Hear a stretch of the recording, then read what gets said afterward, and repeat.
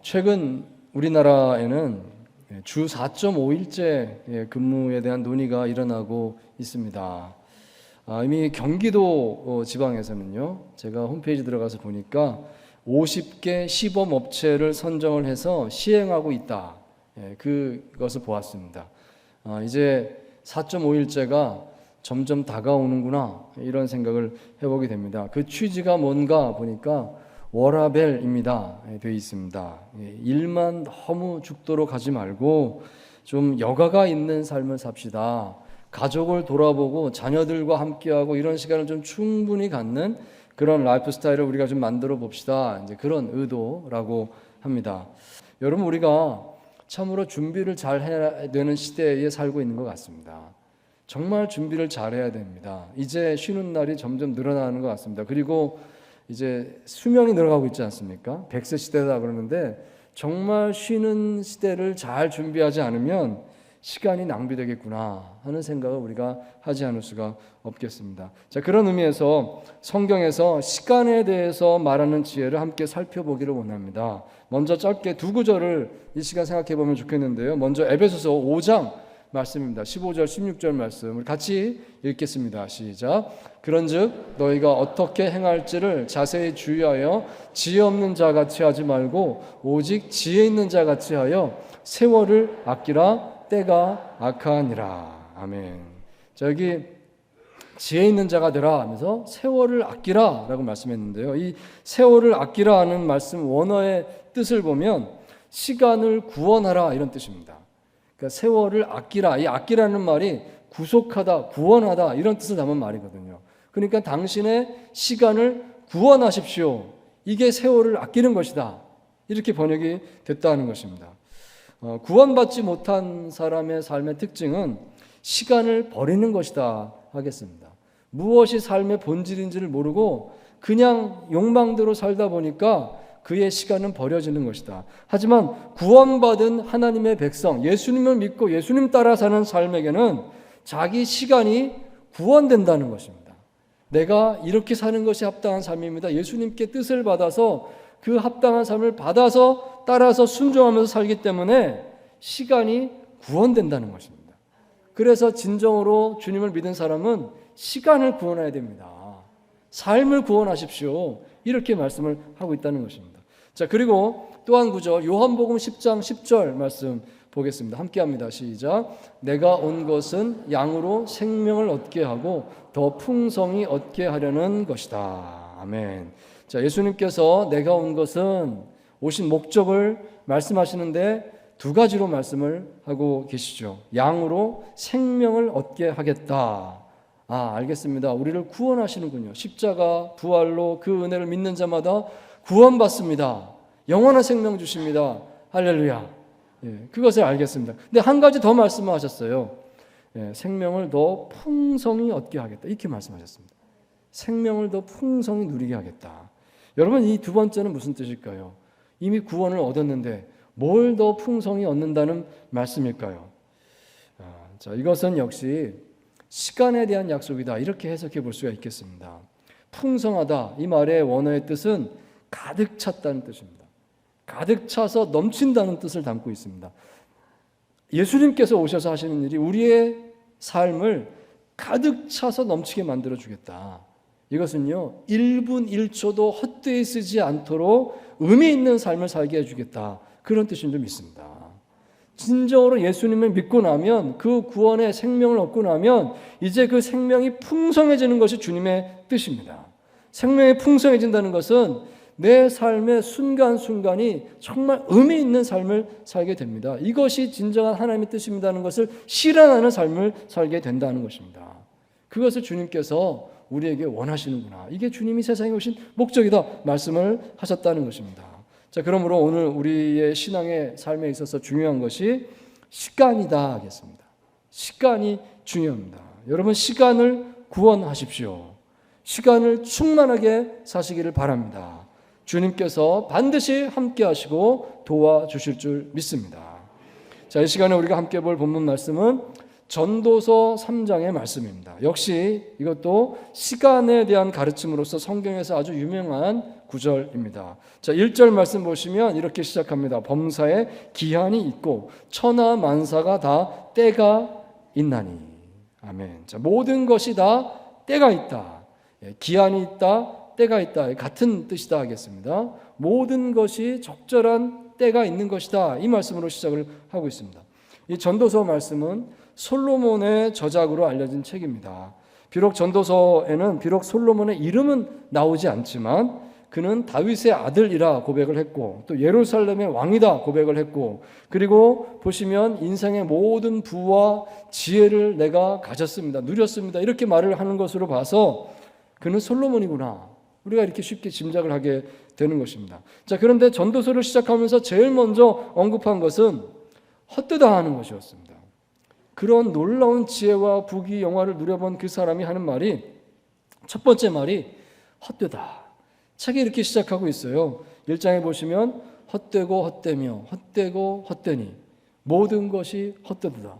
이 헛되다는 말을 계속 반복하면서 합니다. 그리고 1장, 2장 보시면 전체적으로 다 헛되다는 말로 가득 차 있습니다. 지혜도 헛되고 즐거움도 헛되고 모든 수고가 다 헛되다. 그래서요, 전도서 앞부분 말씀을 읽다 보면 힘이 빠지는 겁니다. 다 헛된데, 다 지나가는 건데 열심히 해서 뭐하나 이런 마음이 들거든요. 자, 하지만 이제 전도서 3장에 오시면 비로소 균형이 맞춰지는 것입니다. 그러니까 아무것도 하지 마세요가 아니라 때에 맞게 살아라. 이렇게 말씀합니다. 때에 맞게 사는 것이 지혜다. 그 어떤 허무한 삶이라 할지라도 때에 맞춰서 살게 되면 이제 삶 안에 진다는 것입니다. 그런 의미로 이 말씀을 하고 있구나 볼 수가 있겠습니다. 자, 이 안에서 우리가 한 3가지만 한번 묵상을 나눠보면 좋겠습니다. 자, 첫째로 시간을 어떻게 구원할까요? 그것은 우선순위의 문제입니다 하는 것을 기억하시기 바랍니다. 우선순위를 생각하십시오. 자, 6절 말씀 같이 읽겠습니다. 시작. 찾을 때가 있고 잃을 때가 있으며 지킬 때가 있고 버릴 때가 있으며. 아멘. 2번 반복해서 말하죠. 찾을 때 또 지킬 때가 있다. 이거 같은 말인 것 같습니다. 그리고 잃을 때가 있고 버릴 때가 있다. 또 같은 말인 것 같습니다. 맥이 통합니다. 여러분 우리 인생에는요 찾을 때가 있고 잃을 때가 있구나. 지킬 때가 있고 버릴 때가 있구나. 생각해 보시기 바랍니다. 우선 이것은 우리의 성장의 과정을 뜻하는 것일까 이런 생각이 먼저 듭니다. 과거에는 너무나 소중하고 지켰습니다. 그런데 시간 지나니까 이제 아무것도 아닌 게 되는 겁니다. 이게 성장하면서 자연스럽게 일어나는 과정이에요. 어렸을 때는 장난감이 너무 좋았어요. 이 장난감 가지고 막 다투고 싸우고 아이들끼리 그러지 않습니까? 너무 소중한 장난감 받으면 기뻐하고 근데 어른 되고 나면 장난감 같은 건 거들떠보지도 않습니다. 장난감이 뭐가 필요해 어른인데 이렇게 바뀌는 것이죠. 지킬 때가 있고 버릴 때가 있구나. 우리 성장 과정이 그렇다 하는 것이죠. 자, 그런데 오늘 이 본문 말씀은 단지 그런 성장 과정에서 겪는 그런 마음만을 이야기하는 것은 아닌 것 같습니다. 때로는 나에게 필요가 없는 것을 이건 정말 꼭 필요한 것이다라고 내가 착각한 나머지 붙들고 있는 것이 있을 수 있겠다 하는 것입니다. 그 바람에 정작 나에게 정말 중요하고 이건 정말 필수적인 것인데 내가 소홀히 여긴 나머지 잃어버리게 되는 것이 또 있을 수가 있겠구나. 그 생각을 해보자는 것입니다. 그 꽃이라고 하는 제목의 시가 있습니다. 고은 시인의 시인데요. 짧은 시입니다. 내려갈 때 보았네 올라갈 때 보지 못한 그 꽃. 딱 요만큼입니다. 근데 생각은 깊게 하게 돼요. 산을 내려갈 때가 되니까 꽃이 보여요. 이야, 이 꽃 예쁘네. 여기 있었네. 근데 올라갈 때도 그 길 지나갔는데 왜 못 봤을까요? 올라갈 때는 신경 딴 데 쓰는 거고 힘들다, 어렵다. 우리 인생이 올라갈 때가 있고 내려갈 때가 있잖아요. 올라갈 때는 약 경쟁하고 막 싸우고 막 목적 성취하느라고 중요한 게 안 보여요. 그냥 막 살아요. 그러다 나중 가서 힘 빠질 때 되면 내가 왜 그렇게 살았을까? 이 중요한 거 왜 다 놓치고 살았을까? 그렇게 되는 게 우리 삶이 아니겠습니까? 우리 인생의 허무함이란 때에 맞지 않는 것을 추구하다가 나중에서야 정작 그것이 중요한 것이었다는 것을 깨달았을 때 그때 느끼는 감정이다 하겠습니다. 자, 둘째로 어떻게 시간을 구원할 것인가? 그것은 절제의 문제이다 하겠습니다. 절제란 할 수 있다고 다 하는 것이 아니라 하지 않음으로써 더 소중한 것을 지키는 영혼의 품격이다 하겠습니다. 그것이 시간을 구원하는 지혜가 됩니다. 자, 7절 말씀 같이 읽겠습니다. 시작. 찢을 때가 있고 꿰맬 때가 있으며 잠잠할 때가 있고 말할 때가 있으며. 아멘. 여기서 이 찢는다라고 하는 이 표현은 그렇습니다. 이게 옷을 찢는다는 그런 뜻으로 해석이 됩니다. 구약 성경에서 옷을 찢을 때는 언제냐면 아주 슬플 때 또는 아주 분노가 날 때 도대체 어떻게 이런 일이 있는가 그럴 때 감정을 표현하기 위해서 옷을 찢습니다. 찢을 때가 있다. 그런데 꿰맬 때가 있대요. 그건 뭐냐면 이제 모든 감정이 다 내려주고 잠잠해졌을 때 그때는 그 막 화가 날 때 찢었던 옷을 다시 이제 꿰매게 된다. 그런 때입니다. 찢을 때가 있고 꿰맬 때가 있다. 잠잠할 때가 있고 말할 때가 있다. 이 말씀을 합니다. 말할 때는요 감정을 막 표현하고 싶어서 말을 한 겁니다. 하지만 잠잠하다는 것은 참는 겁니다. 내가 할 말을 참겠다. 잠잠하다는 것이죠. 때가 있다는 것입니다. 즉 본문의 메시지는 이것입니다. 우리가 인생 살다 보면 격정적으로 자신의 감정을 드러내야 될 때가 있고 또는 감정을 감춰야 될 때가 있다. 이 때를 분별하십시오 하는 것입니다.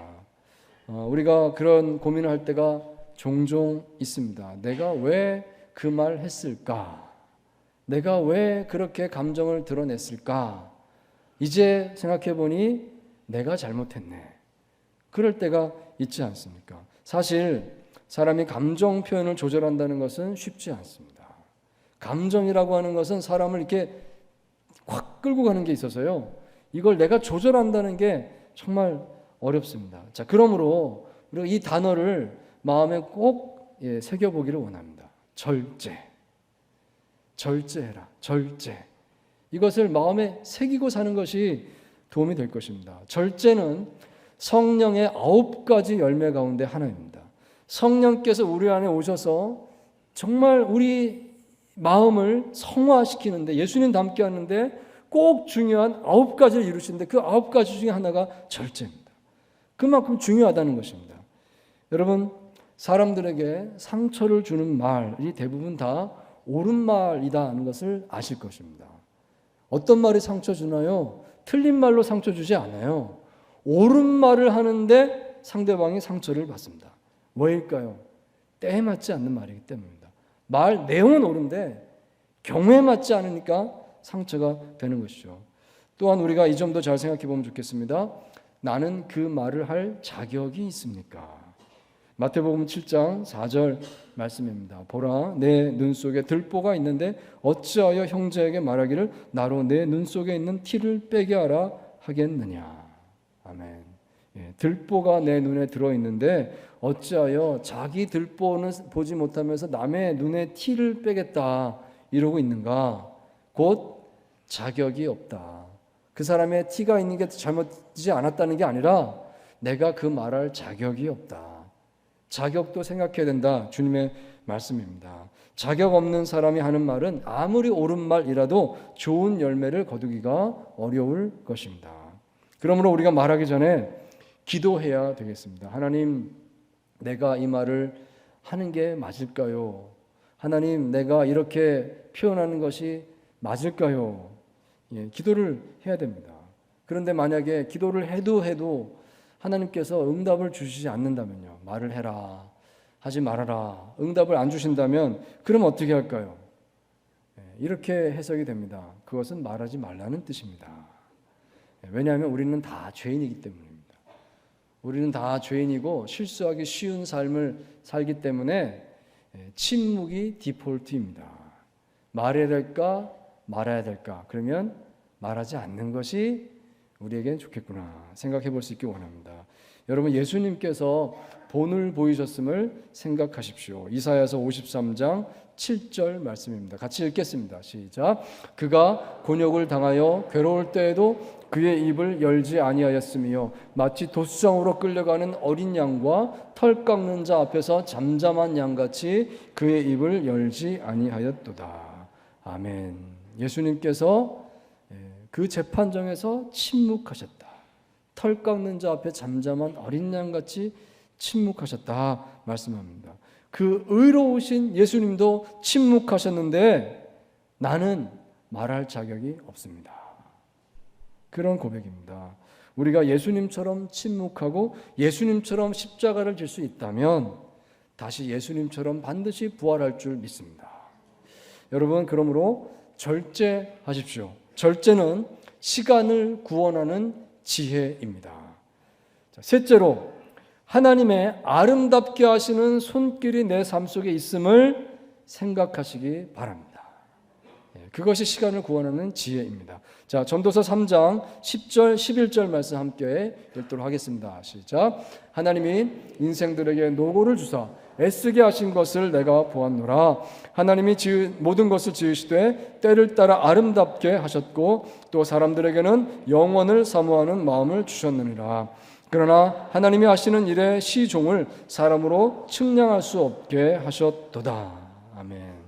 자, 하나님께서 인생들에게 노고를 주사 애쓰게 하신 것을 내가 보았노라 말씀합니다. 이 말씀은 이렇게 해석이 됩니다. 문맥에서 봤을 때 인생들이 다 어렵게 사는구나. 왜 어렵게 살까요? 때를 잘 분별하지 못해서. 이럴 때인가 말씀하는데 때를 다 맞추고 사는 사람이 어디 있어요? 우리는 무지합니다. 자꾸 실수합니다. 넘어집니다. 그러니까 인생이 노고입니다. 고생스럽구나. 이것을 내가 봤다라고 말씀한다. 문맥상 그렇게 보여준다는 것입니다.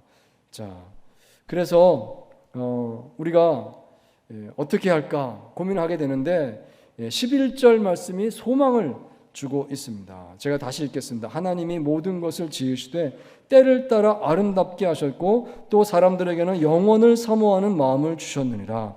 그러나 하나님이 하시는 일의 시종을 사람으로 측량할 수 없게 하셨도다. 아멘. 하나님께서 그래서 이렇게 하십니다. 모든 것을 때를 따라 아름답게 하십니다. 이렇게 말씀을 하고 있습니다. 여기 11절 말씀에 하나님께서 때를 따라 아름답게 하신다 할 때 이 때를 따라 하고 앞에 1절에서 8절까지 때에 맞춰서 이렇게 하라라고 충고할 때 그 때하고는 조금 뉘앙스가 다르다 말하겠습니다. 단어는 똑같아도 뉘앙스가 다른 것입니다. 하나님께서요 보실 때 우리가 때를 잘 분별하지 못하고 실수를 너무 많이 합니다. 말하지 말아야 될 때 말을 하기도 하고 행동하지 말아야 될 때 행동하기도 하고 이러면서 실수를 많이 하니까 마침내 하나님께서 하나님의 때를 맞춰서 하나님께서 아름답게 하신다. 이 11절에 나오는 때는 하나님께서 역사하시는 때로구나 이렇게 볼 수가 있겠다 하는 것입니다. 우리의 때를 초월해서 하나님의 때가 우리를 살리고 계신 줄 믿습니다. 비록 사람의 때는 그르쳤지만 하나님의 때는 그르치지 않습니다. 캐나다의 유명한 특산물 가운데 나이아가라 폭포 근처에서 나는 아이스 와인이라고 하는 겨울 포도주가 있습니다. 그 유래가 이렇다고 합니다. 18세기 독일에서 한 포도원 농부가 그만 이 집안일에 여러 가지 경조사가 겹치면서 수확의 때를 놓치고 말았습니다. 저 포도 열매 다 익었다 따야지 하다가 갑자기 찬 서리가 확 내리면서 기온이 영하로 떨어지면서 눈이 내리고 이 포도가 다 얼어버린 겁니다. 결국은 농사 망쳤구나. 열심히 농사지어서 다 얼어버렸으니까 끝났구나. 이제 실망을 하게 되었다는 것이죠. 자, 그런데 조금 시간 지나서 우연히 그 포도를 좀 따서 그 포도즙을 내서 그것으로 술을 담궈 봤는데요. 더 깨끗하고 더 깊은 맛이 나는 것을 경험하게 된 겁니다. 이게 말려서 얼려서 짠 포도가 더 달구나. 이걸 발견하게 된 것이죠. 그래서 나온 게 이제 아이스 와인이라고 하는 상품이 나왔다는 것입니다. 캐나다의 그 나이아가라 주변에는 기온이 겨울에 잘 얼기 때문에 그런 걸 재배한다라고 이제 말을 하는 것입니다. 자, 하나님께서 때를 따라 세상을 아름답게 하신다는 것이 바로 이런 것이다 하겠습니다. 비록 나는 때를 잘 몰라서 실수해서 때를 어기는 삶을 살게 되었지만 하나님의 때는 결코 잘못되지 않는 줄 믿습니다. 하나님께서는 모든 것을 아름답게 만드시는 능력이 있으시다 하는 것을 여러분 바라볼 수 있게 되기를 바랍니다. 자, 이런 하나님의 손길을 경험할 때 그때 인간이 체험하는 것은 영원이다 하는 것입니다. 사람들의 투박하고 못난 모습이 세상에 가득하지만 하나님의 신비로운 손길이 우리의 삶을 붙들고 있습니다. 이것을 바라보면서 우리는 영원을 사모하는 마음을 가지게 됩니다. 그 마음을 우리가 여기 고백을 하고 있습니다.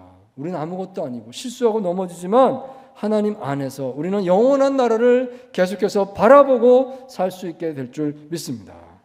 자, 여기 이 그림은 여기 그림 보여주십시오. 우리가 잘 아는 고흐의 이 감자 먹는 사람들이란 작품입니다. 고흐가 동생 테오에게 편지를 잘 썼어요. 동생 테오가 그림을 이제 판매하는 역할을 했는데요.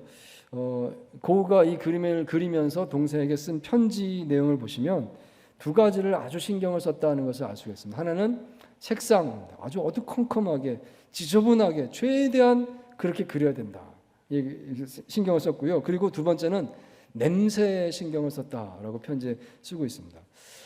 이상합니다. 이 그림을 그리면서 무슨 냄새에 신경을 썼다는 것일까요? 근데 말이 그렇습니다. 그 편지를 읽어보면 이렇게 되어 있습니다. 사랑하는 동생 테오에게 내가 감자 먹는 사람들에서 정말 보여주고 싶었던 것은 이 농부들이 램프 불빛 아래에서 집어먹는 감자가 바로 그들의 손으로 땅을 일구고 수확해서 식탁에 차린 것이라는 사실이었어. 농부 그림에서는 베이컨의 훈제향, 감자에서 모락모락 피어오르는 김이 느껴져야지. 고약한 배설물 냄새가 나야 마구간이고 익어가는 밀 냄새며 감자 냄새, 비료, 두업 냄새가 나야 진짜 건강한 밭이지. 농부를 그린 그림에서는 결코 향수 냄새가 나서는 안 돼. 그런 편지를 썼다는 것이죠. 자, 여러분, 그런데 우리가 이 그림을 보면서 느끼는 신비한 감동이 있습니다. 그것은요, 정말 어둡고 칙칙한 속에 이 농부들이 이렇게 식탁에 앉아 있는데 이런 어떻게 보면 냄새 나는 것 같은 이런 모습 속에서 오히려 진한 행복이 느껴지고 있다 하는 것입니다. 그림이요, 굉장히 가난하고 고되겠구나 하면서도 참 따뜻하게 다가오는 것입니다. 감자를 이렇게 권하고 있고 티를 따라주고 있고 그런데 그 모습 속에서 위로가 느껴지는 겁니다. 누가 나에게 감자를 주고 누가 나에게 티를 따라줄까? 이 외롭게 사는 현대인들에게 있어서는 이 장면이 너무나 행복하고 부럽게 느껴진다 하겠습니다. 자, 제가 이렇게 이 시간에 고흐의 그림을 소개하는 이유는 오늘 우리의 삶이 바로 이와 같음을 말씀드리기 위함입니다. 우리의 삶은 이 그림 속 농부들처럼 거칠고 투박한 것입니다. 우리는 때를 따라 깔끔하게 잘 맞추는 삶을 살지 못합니다. 늘 실수합니다. 늘 넘어집니다. 그래서 상처를 주고받고 지저분하게 살아갈 수밖에 없습니다. 자, 그렇지만 하나님의 은혜가 있는 줄 믿습니다. 하나님의 때를 따라 아름답게 하시는 손길이 우리 안에 역사하고 계심으로 인하여서 그래서 우리의 삶은 행복한 것이고 영혼을 바라보는 삶이 되는 줄 믿습니다. 여러분, 그런 하나님의 손길이 우리의 이 부족한 모습 가운데 들어있다는 것을 꼭 바라볼 수 있게 되기를 바랍니다. 사랑하는 성도 여러분, 시간을 구원하십시오. 그것은 주님께서 신자들에게 주신 특권입니다. 모든 일에는 적절한 때가 있습니다. 바른 우선순위를 찾으시기 바랍니다. 그리고 절제하십시오. 무엇보다도 우리의 연약함에도 불구하고 하나님의 때를 따라 아름답게 하시는 영원한 하나님의 은혜가 오늘 우리 안에 있음을 발견하시고 참으로 믿음으로 삶을 충만하게 하시는 저와 여러분 모두가 될 수 있기를 주의 이름으로 축원드립니다.